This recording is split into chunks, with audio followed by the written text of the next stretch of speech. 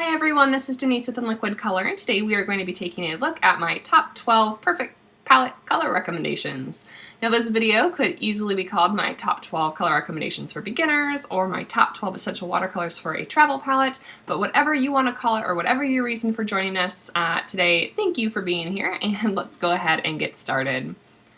First, I want to let you know that this footage was originally filmed for an upcoming review of the Portable Painter Travel Palette. Now, this awesome little palette was a Kickstarter project, and I contacted the creator asking if I could help out by posting a review for him. He kindly sent me a pair of these that I just received, and once I use them a bit more in the field, I will be very excited to share my findings with you. Now, this palette got me thinking about what colors that I would like to use for it, and I really had the goal of this being the last travel palette that I would ever need to set up. Now, I love watercolors. Y'all know I have a problem collecting them, but seriously, I need to stop and focus on what I already have. Now, I really like my Cotman Travel palette, actually more so than even my newer metal Jane Davenport, which I thought I would like more. But this palette has kind of the best of both worlds, being sturdy and functional. And of course, we'll have more on that later in the review, but my point is that if this is the last travel palette that I ever set up, I really want to make sure that I'm using colors that will function well for me for many years to come. So I thought a lot about other predetermined limited palettes that I've purchased or tried in the past, and without exception, in any beginner or travel kit that I've ever gotten, there has always been at least one or two colors that make me want to shout, why? Why would you choose these colors? Whether it be an odd selection of blues or not enough browns or not enough single pigment colors, there's always been some part of me that just wishes, why couldn't you have included this color that would have been so much more useful in so many more situations? Also, researching my color spotlight series has definitely helped me narrow down in on my top recommendations for essential watercolor selections. Now, I want to be careful that I don't say my favorite watercolor selections, as many of my favorite colors are not in this palette. However, if I was limited to only 12 colors for the rest of my life, I'm pretty sure, I'm like 90% sure that these would be them. And let's go ahead and take a look at why that is. Now, throughout this video, I'm going to be doing a mixing chart to help me explain why I chose the colors that I did and what range I can get out of them. First, I'm just going to show you my supplies. I'm using a small flat brush, which I find very helpful when you're painting squares. I have the portable painter here for you to see, but I'm going to be using the mixing area from my Mission Airtight Fusion palette, just because there's more mixing area there. And I'm going to show you how I mix up my colors. So before I get started, I put down however many dots of water I will need to be mixing for that specific row and column. So when I start with my first yellow color here, there's going to be the pure color in the top left-hand corner, and then I'm going to have 11 other colors that I'm going to need to mix. So I'm making 11 little dots of yellow so that I don't have to keep going back to my yellow every single time to get more color. And then each time that I go to a new dot, I'll just add the new color for whichever square that I'm in. Hopefully that makes sense. I've slowed it down here so that you can see that process for the first color, and then for the rest of the colors I will speed it up, and that way you won't have to watch this in real time, which took like an hour plus, hour and a half maybe. So anyway, let's go ahead and talk about them.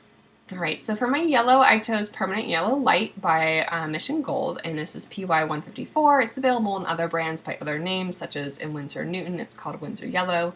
And I only chose one primary yellow for this palette.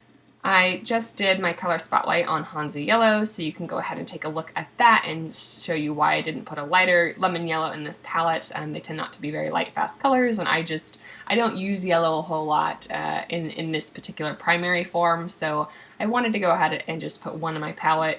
It's a nice neutral yellow, it'll do me well.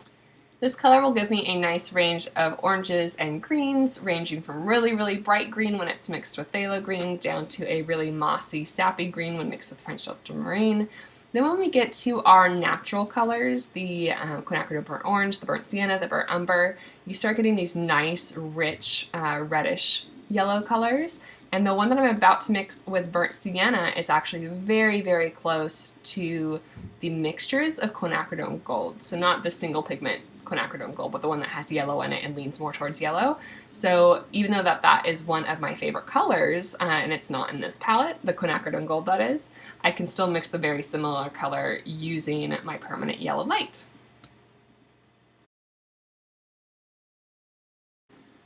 So my first red here is Pyrrole Red. It is PR254, and I'm using it as my mid to warm red. It is a color that I enjoy over some other middle to warm reds, such as Cadmium Red or Naphtha Red, because those other colors tend to be more opaque, and in the case of the Naphtha Red, it is much less light fast. So it makes some really interesting dusky or gray purples when it's mixed with the blues, and then down when we get to the more natural colors like burnt sienna and yellow ochre, it makes some really vibrant, earthy oranges that I really enjoy.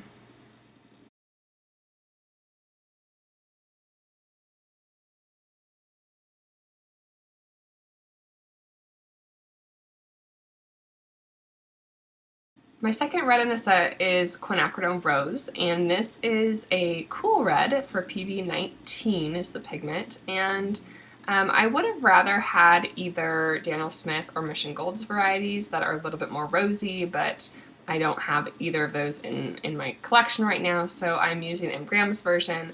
It makes these really beautiful, deep, vibrant purples. The one mixed with French Ultramarine is very close to Rose of Ultramarine by Daniel Smith, and it also makes a really interesting brown when you mix it with sap green. Another interesting thing to note is that when you mix it with the neutral tint, which is an almost black color, it cools down to a deep purple rather than a deep red, which I really like.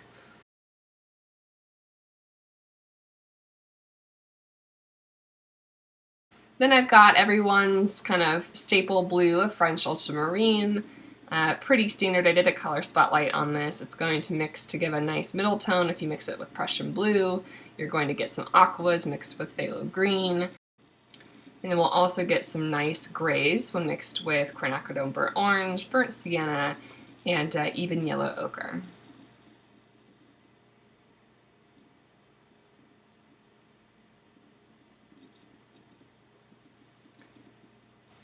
Next up I have Prussian Blue, and Prussian Blue is a really beautiful deep blue. I used it over my phthalo blue, and I'll tell you why on Friday during my color spotlight.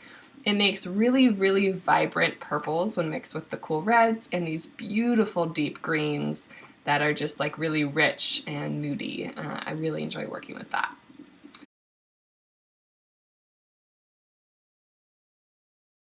I have phthalo green on the palette, which makes very, very bright greens. It makes a nice black, almost gray color when mixed with the quinacridone rose, and a large range of other deeper greens when mixed with some of the earthier colors.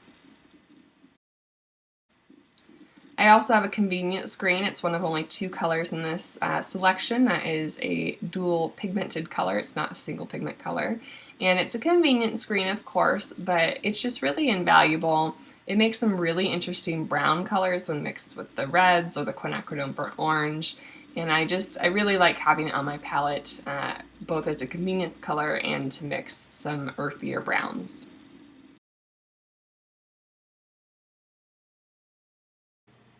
I include yellow ochre on my palette, which I know is kind of a controversial color, and I hope that if I am able to reboot the Color Spotlight series in the future, that this will be one of the colors that I feature. A lot of artists consider it too opaque, and it's easy to muddy with other colors. And while that is valid in terms of the mixing, it can be difficult to mix with other colors. At least my Daniel Smith version, I do not feel like has the opaqueness that other people refer to. Now, I have used other yellow ochres that were really, really gross, but Daniel Smith version is a really light, bright, vibrant yellow, and I really, really enjoy working with it. If you didn't want to use yellow ochre on your palette, you could replace this with raw sienna or a variety of other colors in that range. As we get down to the bottom of our color chart here, I'm going to have less and less time to talk about each color, so I've slowed down the footage again. I have quinacridone burnt orange here, which I know a lot of people either don't have on their palettes or they replace their burnt sienna with it, but I don't find it as a replacement at all. It's a gorgeous color, and I have it in addition to my burnt sienna. It doesn't make the same gray when you mix it with the French ultramarine that you would get from a burnt sienna, but it makes these beautiful, beautiful browns that I can't personally live without them. They're so beautiful. If you've ever seen the turtle at the end of my videos on the end screen page, most of the shell is made with this color, and I don't have a regular orange in my palette. This is kind of my answer to having an orange.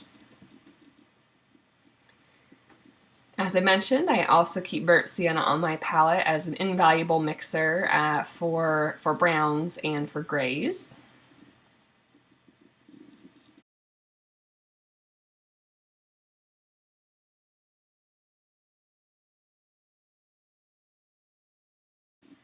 And almost lastly, we've got burnt umber, which I use for deep browns and blacks. It makes a beautiful deep black with the Prussian blue, or the French ultramarine for that matter.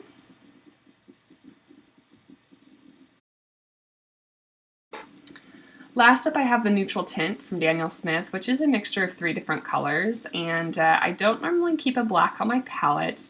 However, when you are traveling, it can be really hard to mix up a lot of blacks if you're in need of them, and I find that this is my favorite way to get to a black. You can easily mix it with another color to bring them down, such as with that quinacridone rose, you get a really, really deep purple, or mix with the burnt umber, it's almost black.